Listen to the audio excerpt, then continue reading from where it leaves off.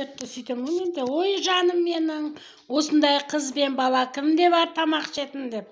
Қазір көшеге қыдырып барып келеміз.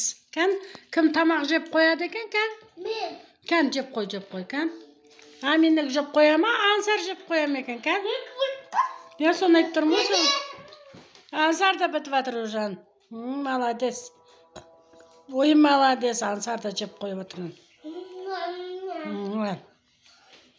Ансар да жеп қойып отырған. Біз далаға шығамыз.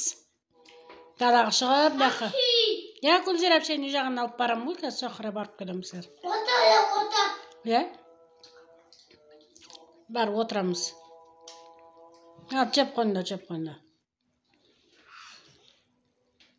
Апасы манты істеген, манты жеп жатыр,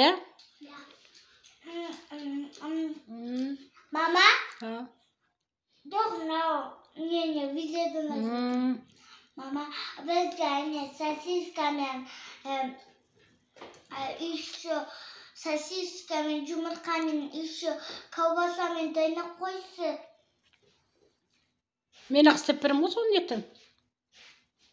Енді мамаң дайындап қойсын ба?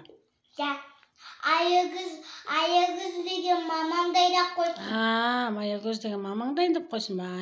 Қақтамын. Мен істейіп берейін ба деп атқаным ғой. Маған манты істеп бересің. Аягөз мама маған помидор.